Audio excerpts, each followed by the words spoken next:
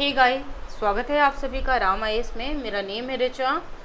कल तक हमने एंशिएंट हिस्ट्री के वीडियो में किसके बारे में डिस्कस किया था? हड़प्पन सिविलाइजेशन के बारे में डिस्कस किया था, यानी सिंधु घाटी सभ्यता के बारे में डिस्कस किया था। हमने आपसे वादा किया था कि हम आपसे मिलेंगे 12 PM पर। ये डेली जो क्लासेस होंगी ये आप याद रखिएगा, 12 PM पर आपका प्रीमियर लगाया जाएगा।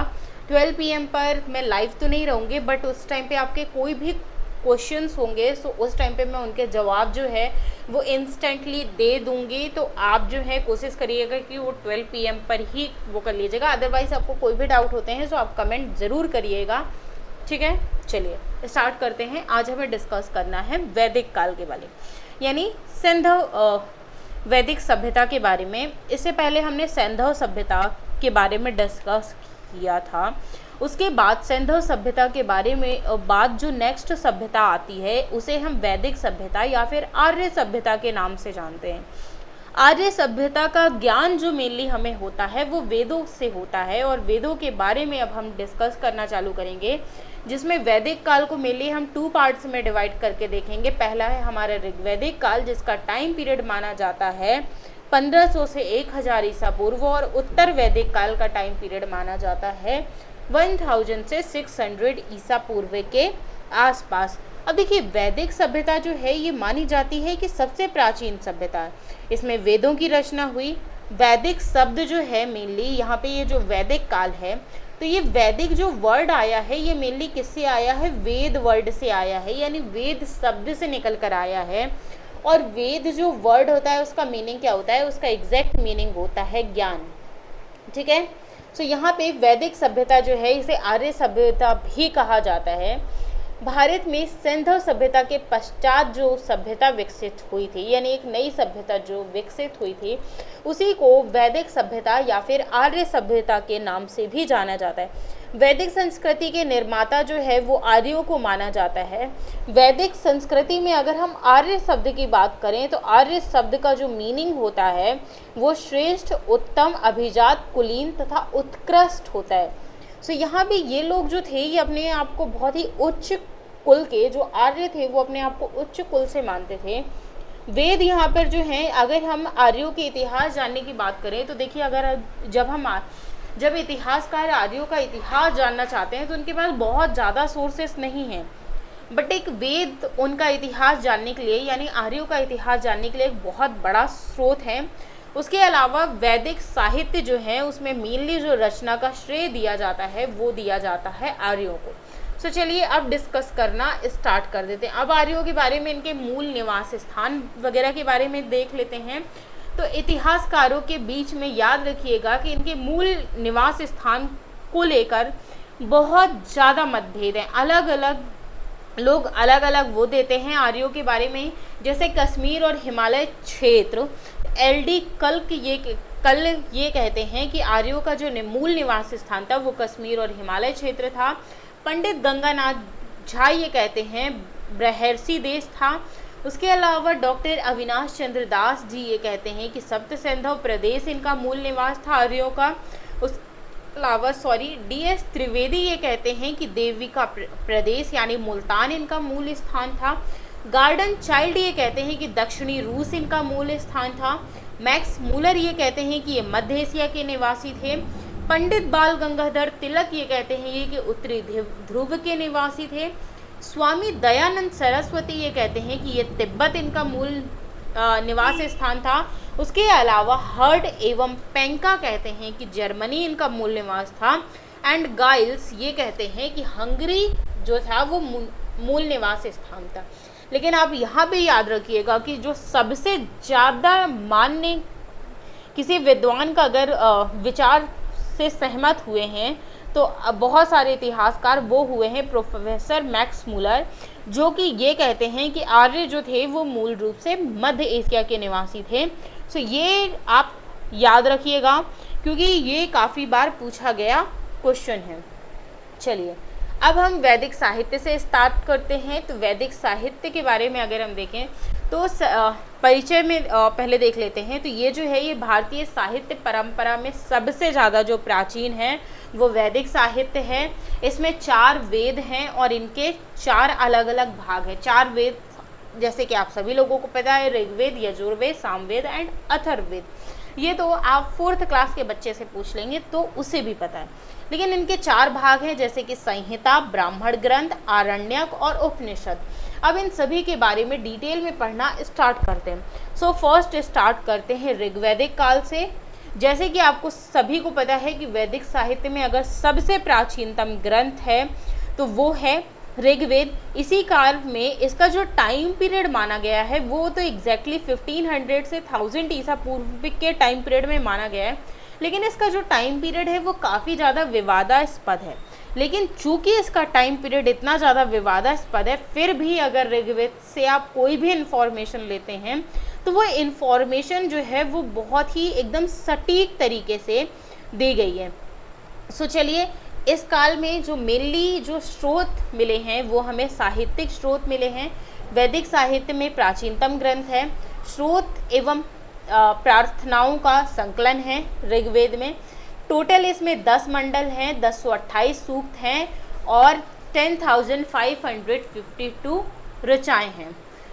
उसके अलावा 1028 सूक्त हैं। 1028 जो हैं वो उसमें से 1017 सूक्तियाँ जो हैं वो साकल में हैं और बालखिल्य में 11 सूक्त हैं। इनका उल्लेख और कहाँ कहाँ पर किया गया है तो गोत्र में किया गया है। शूद्र वर्ण का जो सर्वप्रथम उल्लेख है वो कहाँ पर मिलता है, ऋग्वेद में। सर्वप्रथम जो शूद्र वर्ण जो है उसका उल्लेख याद रखिएगा कि ऋग्वेद में मिलता है। गायत्री मंत्र का उल्लेख मिलता है। इसके जो रचनाकार थे वो कौन थे, विश्वामित्र थे। ये एक बहुत ही इंटरेस्टिंग आंसर है, ये काफ़ी बार क्वेश्चंस में पूछा जाता है। उसके अलावा याद रखिएगा कि लोहे का कोई भी उल्लेख जो है वो ऋग्वेद में नहीं मिलता है। नदी सूक्त में एक नदी सूक्त जो है इसमें अलग अलग सूक्तियाँ, जैसे 1028 सूक्तियाँ हैं, सो अलग अलग सूक्तियाँ हैं। तो इसमें जो नदी सूक्तियाँ हैं इसमें टोटल 21 नदियों के बारे में बातचीत की गई है। उसके अलावा नवा मंडल जो है इसमें टोटल जो 10 मंडलों की बात की गई है, तो उसमें से जो नवा मंडल है उसमें सभी 114 सूक्त जो हैं वो सोम को समर्पित की गई हैं। उस समय सोम जो थे वो सोम जो है यहाँ पे वो गॉड को माना गया है, सो सोम भगवान को समर्पित की गई हैं। उसके अलावा पुरोहित, ऋग्वेद में पुरोहित होता था। ब्राह्मण ग्रंथ यहाँ पे कौन कौन से थे, ऐत्रेय ब्राह्मण ग्रंथ और कौशितकी। 10वें मंडल में पुरुष सूक्त के बारे में बात की गई है। उसके अलावा नेक्स्ट हमें जो देखना है वो देखना है सामवेद के बारे में। सो चलिए आगे नेक्स्ट जो डिस्कस करना है वो हमें डिस्कस करना है सामवेद। सो साम का जो एग्जैक्ट मीनिंग होता है वो होता है संगीत या फिर गायन से। यज्ञों के अवसर पर पाए जाने वाले मंत्रों का यहाँ पे संग्रह दिया गया है। मेनली अगर आपसे कोई ये पूछे कि यज्ञ जो भी होते हैं उसमें जितने भी मंत्र वगैरह मंत्रों का उच्चारण किया जाता है वो सभी हमें सामवेद में देखने को मिलते हैं। मंत्रों को जो उच्चारण करता था, जो पुरोहित होता था, उसे क्या कहा जाता था, उद्गाता कहा जाता था, याद रखिएगा। इसमें टोटल 1875 ऋचाएँ हैं। इसकी जो प्रमुख शाखा हैं वो है कौथुमी, राणायनी और जैमिनी। ब्राह्मण ग्रंथ में इसमें तांडय एवं पंचविश को माना गया है। इसके अलावा नेक्स्ट देखते हैं यजुर्वेद के बारे में। यजुर्वेद में श्रोत एवं कर्मकांडों का वर्णन मिलता है। यजुर्वेद जो है वो दोनों में है, यानी गद्य में भी पाया गया है और पद्य में भी पाया गया है। इसकी दो शाखाएं हैं यजुर्वेद की, एक है कृष्ण यजुर्वेद और दूसरा है शुक्ल यजुर्वेद। अब इसमें से कृष्ण यजुर्वेद जो है वो गद्य एवं पद्य दोनों में है, बट जो शुक्ल यजुर्वेद है वो ओनली पद्य में ही है। अंतिम भाग जो है यजुर्वेद का वो ईशोपनिषद है। इसमें ईशोपनिषद में आखिर क्या बताया गया है, वो बताया गया आध्यात्मिक एवं चिंतन से संबंधित जो भी चीज़ें हैं वो सारी की सारी डिस्कस की गई हैं अंतिम भाग में यजुर्वेद के।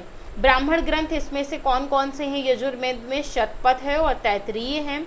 उसके अलावा एक और है अध्वर्यु। इसमें जो है अध्वर्यु आखिर किसे कहा गया है, वो कहा गया है कर्म कांडों को संपन्न कराने वाला जो पुरोहित होता था, यानी जो पंडित होता था, जो कर्म कांडों को संपन्न करवाता था उसे क्या कहा गया है, अध्वर्यु कहा गया है।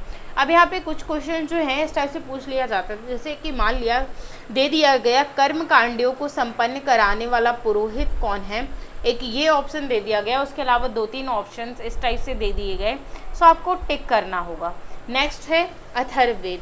इसमें अगर परिचय की बात करें तो इसमें टोटल 20 कांड हैं, 331 सूक्त हैं, 5983 मंत्रों का संग्रह किया गया है। उसके अलावा 5987 मंत्रों में से 1200 मंत्र जो हैं वो टोटल किसके हैं, ऋग्वेद के। इसमें ब्रह्मा के बारे में भी बात की गई है। ब्रह्मा जो हैं इसमें अथर्ववेद के मंत्रों का उच्चारण करने वाला जो पुरोहित होता है उसे क्या कहा गया है, ब्रह्मा कहा गया है। इसकी भी 2 शाखाएं, यानी जो अथर्ववेद है इसकी भी 2 शाखाएं हैं, पिप्पलाद और शौनक। इसका उल्लेख किसमें मिलता है, मगध तथा अंग में मिलता है। ये जो थे इसके दूरस्थ प्रदेश थे। प्रजापतियों की 2 पुत्रियों का उल्लेख भी मिलता है जो सभा और समिति थी। आपको अथर्ववेद में सभा एवं समिति दोनों का उल्लेख मिलता होगा, तो यहाँ पे याद रखिएगा जो सभा और समिति हैं वही जो हैं वो प्रजापतिया की 2 पुत्रियाँ थी। उसके अलावा ब्राह्मण ग्रंथ जो है उसमें एकमात्र ब्राह्मण ग्रंथ की बात मिलती है जो कि है गोपथ। उसके अलावा शतपथ ब्राह्मण के बारे में देख लेते हैं कि आखिर ये शतपथ ब्राह्मण जो है ये होता क्या है। सो चलिए इसके बारे में डिस्कस कर लेते हैं। सो इसके बारे में जो दिया गया है इसका परिचय, तो शुक्ल यजुर्वेद एवं ब्राह्मण ग्रंथ से आप इसे समझ सकते हैं। इसका उल्लेख यहाँ शतपथ ब्राह्मण का उल्लेख पुनर्जन्म का सिद्धांत, जलप्लावन कथा इसके बारे में मिलती है।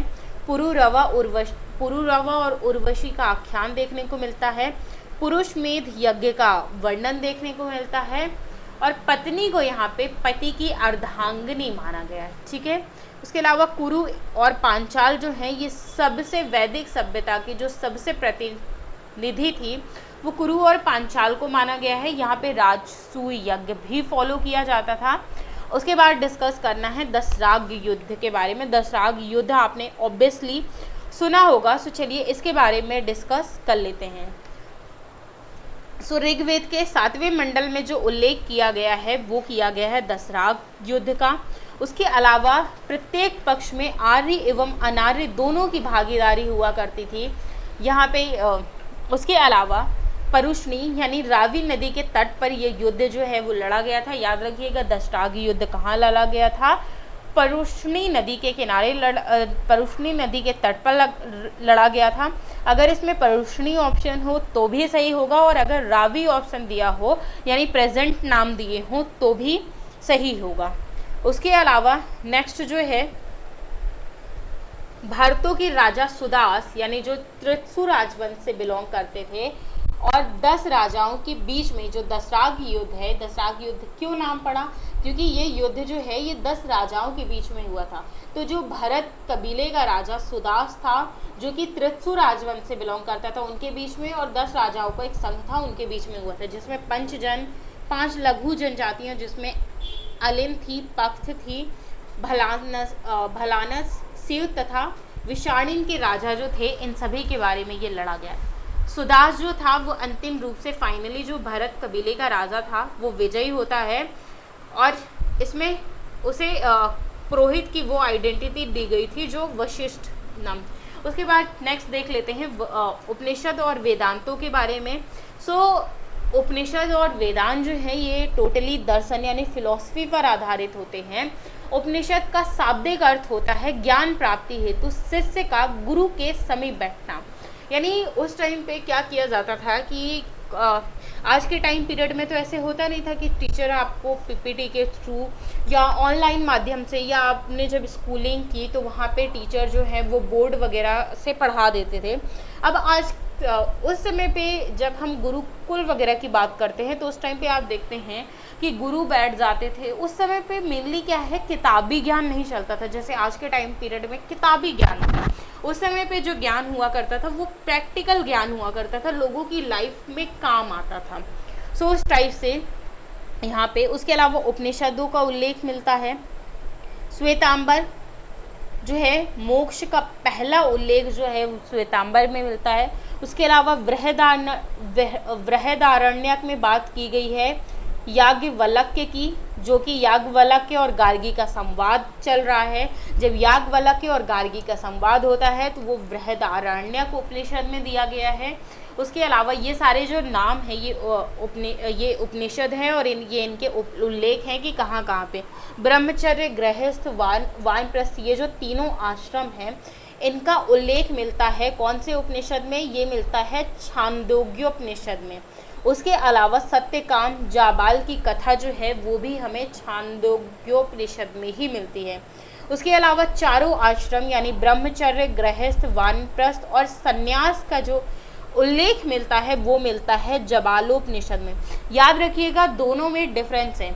जबालोपनिषद में क्या है? चारों आश्रम यानी जो 4 आश्रम होते हैं ब्रह्मचर्य, गृहस्थ, वानप्रस्थ और संन्यास, व्यक्ति के 4 आश्रम बताए गए हैं जिन्हें वो परफॉर्म करता है। एक ब्रह्मचर्य हो गया, एक गृहस्थ हो गया, एक वानप्रस्थ, एक संन्यास। ये बताए गए हैं कौन से उपनिषद में? ये बताए गए हैं जबालोपनिषद में। उसके अलावा व्यक्ति के 3 आश्रम यानी ब्रह्मचर्य, गृहस्थ, वानप्रस्थ जो हो गया जिसमें संन्यास शामिल नहीं है वो बताया गया है छांदोग्योपनिषद में। अगर इसमें से इस टाइप से क्वेश्चन पूछ लिया जाए कभी या किसी भी एग्जाम में, सिर्फ यूपी पीसीएस में ही नहीं, तो आप कंफ्यूज बिल्कुल भी मत होइएगा। उसके अलावा मुंडकोपनिषद में सत्यमेव जयते की बात की गई है। कठोपनिषद में यम और नचिकेता का प्रसंग दिया गया है। जो यम और नचिकेता के बारे में दोनों के बीच में वाद संवाद होता है, ये बड़े ही इंटरेस्टिंग स्टोरी है। सो जब हम अपने रेगुलर एंशिएंट हिस्ट्री की क्लासेस करेंगे सो उसमें देखेंगे। उसके अलावा वैदिक शब्द कुछ प्रयोग किए जाते थे उस समय पे और आज में उनका मीनिंग देखते हैं। जैसे लोहे को क्या कहा जाता था? कृष्ण अयस्क कहा जाता था। ऋण को उस समय पे कुदीस कहा जाता था, यानी हम किसी से उधार ले लेते हैं ना, सो उसे कुदीस कहा जाता था। ऋणदाता जो देता था उसे उसी दिन कहा जाता था। बढ़ई को तक्षा कहा जाता था। सूदखोर को वेकनाट कहा जाता था। पतवार को अरित्र कहा जाता था। गुप्तचर को इष्पस कहा जाता था। उसके अलावा कुछ नदियों के उल्लेख मिले हैं, जैसे कि मैंने अभी आप सभी को बताए थे कि टोटल जो है वो 21 नदियों के उल्लेख मिले। उसमें से जो बहुत ज़्यादा इम्पॉर्टेंट है और बार बार एग्जाम्स में पूछी जाती हैं उन नदियों के बारे में डिस्कस कर लेते हैं। सरस्वती को सबसे पवित्र नदी माना गया है और इसके जो अन्य नाम माने गए हैं वो नदी तमा, देवी तमा एंड उसके अलावा माते तमा। सिंधु नदी जो है इसमें सबसे ज़्यादा ऋग्वेद में अगर सबसे ज़्यादा किसी रिवर का उल्लेख मिला है तो वो मिला है सिंधु रिवर का। उसके अलावा इसके कुछ और नाम भी थे, जैसे हिरण्य था। हिरण्य क्यों रखा गया था? क्योंकि आर्थिक महत्व के कारण जो है इसका आर्थिक रूप से सिंधु रिवर का बहुत ज़्यादा महत्व था, इसलिए इसका नाम दे दिया गया था। इसके अलावा परावत, ये जो है ये अरब सागर में थी। सिंधु नदी में के गिरने का जो स्थान था वो परावत था अरब सागर में।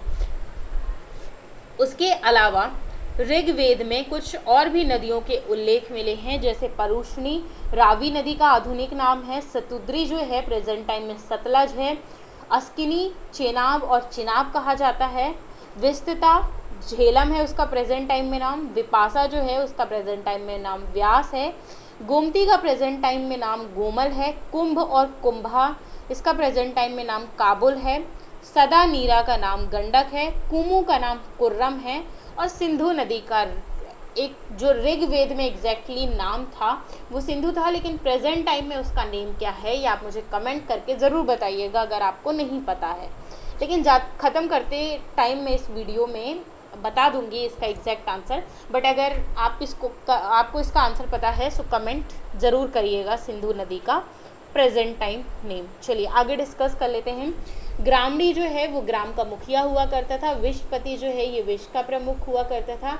उपाध्याय जीविकोपार्जन हेतु वेद पढ़ाने वाला अध्यापक जो है ये इसका ओनली कोई काम नहीं होता था एक्चुअली में। जैसे कि आप ही स्टूडेंट वगैरह हैं तो बहुत सारे स्टूडेंट ऐसे होते हैं कि जो अपनी लाइफ में थोड़े बहुत जो अपने खुद के पर्सनल खर्चे हैं उनको चलाने के लिए होम ट्यूशन वगैरह ये ट्यूशन देते हैं। सो सेम उपाध्याय जो है वो एक उसी प्रकार का टीचर हुआ करता था कि अपनी लाइफ को चलाने के लिए वेद पढ़ाता था। सभा कुलीन वृद्धों की संस्था हुआ करती थी। समिति जो है इसमें ये बहुत ही सर्वसाधारण की संस्था हुआ करती थी। ग्रामीण जो थी आर्यों की मूल संस्कृति थी। अस्म चक्र जो थी ये रहट की चरखी हुआ करती थी। व्यापार जो है ये अदल बदल प्रणाली पर आधारित था, मतलब कि हमने कल की क्लास में डिस्कस किया था बार्टर सिस्टम। जैसे मेरे पास गेहूं है, आपके पास चावल है, मुझे चावल की ज़रूरत है तो मैं आपके से चावल ले लूँगी, आप मुझसे गेहूं ले लीजिए, यानी आपस में किसी भी वस्तु को एक्सचेंज कर लेना। एक राज जो है ये सर्वोच्च शासक हुआ करता था। इसके बारे में जानकारी अथर्ववेद में मिलती है। परीक्षित मृत्यु लोक का देवता हुआ करता था। त्रिवर्ग धर्म अर्थ काम के बारे में, उसके अलावा पुरुषार्थ जो है धर्म अर्थ काम और मोक्ष, इन सभी के बारे में डिस्कशन किया गया है। नेक्स्ट ऋग्वेद, कुछ प्रमुख ऋग्वैदिक देवता रहे हैं। जैसे पृथ्वी का देवता किसे माना गया है, पृथ्वी को माना गया है, सोम को माना गया है, अग्नि को माना गया है एंड बृहस्पति को माना गया है। आकाश का देवता विष्णु, मित्र, वरुण, पूषण, अश्विन एंड सूर्य। उसके अलावा अंतरिक्ष का देवता पर्जन्य, इंद्र, रुद्र, आपाह, वायु और वात। अब इसमें से सोम के बारे में कुछ इन्फॉर्मेशन देख लेते हैं। अब इसमें से कुछ जो थे वो मेन देवता हुआ करते थे। जैसे पृथ्वी का देवता मेन जो है वो सोम और किसे माना गया है, अग्नि को माना गया है। तीसरे सर्वाधिक महत्वपूर्ण, सोम जो थे ये तीसरे सर्वाधिक महत्वपूर्ण देवता थे। उसके अलावा ऋग्वेद का जो 9वां मंडल है, टोटल जो है वो अभी हमने डिस्कस किया था कि 10 मंडल हैं, जिसमें से 9वां मंडल जो है, 9वें मंडल में जितने भी मंत्र दिए गए हैं वो सभी सोम भगवान को समर्पित किए गए हैं। अग्नि दूसरे सर्वाधिक सबसे महत्वपूर्ण देवता, ऋग्वेद में जो 200 सूक्तियां हैं टोटल, वो किसे समर्पित की गई हैं, अग्नि देवता को समर्पित की गई। वरुण ये समुद्र के देवता एवं ऋत के नियामक थे, नैतिक व्यवस्था के प्रधान थे, इसीलिए इन्हें ऋतस्य गोपा भी कहा गया है। पूषण ये वनस्पतियों और औषधि के देवता थे। साथ ही में इनके रथ को किसके द्वारा खींचा जाता था, बकरे के द्वारा खींचा जाता था, यानी जो पूषण का जो रथ खींचते थे वो बकरे खींचते थे। इंद्र जो थे ये बहुत ही महत्वपूर्ण देवता थे और इनको गुस्सा वगैरह जो है वो भी बड़ा जल्दी आ जाता था, तो इनको जितने भी गॉड थे उनके द्वारा बड़ा ही संभाल के रखा जाता था कि कहीं इनका ज़्यादा गुस्सा ना आ जाए। सो पुरंदर इन्हें किलों को तोड़ने वाला माना गया है, विश्व का स्वामी माना गया है। ऋग्वेद में जो 250 सूक्तियाँ हैं वो इंद्र भगवान को समर्पित की गई हैं। उसके अलावा आर्यों के युद्ध नेता थे और वर्षा के देवता थे। उसके अलावा विराट पुरुष, क्षत्रिय की उत्पत्ति जो है वो याद रखिएगा भुजा से हुई है, जांघ से वैश्य की उत्पत्ति हुई है, पैर से शूद्र की उत्पत्ति हुई है और ब्राह्मण की उत्पत्ति जो है वो मुख से हुई है। विराट पुरुष से हमें ये जानकारी मिलती। पंचजन यदु, पुरु, दुर, अनु और तुर्वसु। उसके अलावा वेदांग से जो जानकारी मिलती है, छंद, निरुक्त, व्याकरण, कल्प, शिक्षा और ज्योतिष की जानकारी। वेद त्रयी में 3 वेदों के बारे में डिस्कशन किया गया है, ऋग्वेद, यजुर्वेद, सामवेद। संहिता में अथर्ववेद की बात की गई है, ऋग्वेद, सामवेद और यजुर्वेद, यानी जो चारों वेद हैं उसमें संहिता में चारों वेदों के बारे में डिस्कस किया गया है। उसके अलावा वेद त्रयी जो है उसमें 3 वेदों के बारे में डिस्कशन किया गया है। नेक्स्ट ऋग्वैदिक कालीन नदियाँ अभी मैंने ऑलरेडी ही बताया था। चलिए, अस्कनी का प्रेजेंट टाइम नेम चेनाब है, विपासा का ब्यास, परुष्णी का रावी, वेतस्ता का झेलम, सदानीरा का गंडक, सत्योद्री का सतलज और उसके अलावा द्वशदती का घग्गर। उसके अलावा कुछ ऋग्वेद में जो मंडल हैं, प्रथम मंडल यानी टोटल जो है ये 10 मंडल हैं अभी जिनके बारे में हमने डिस्कस किया था। सो इनके रचयिता कौन कौन हैं?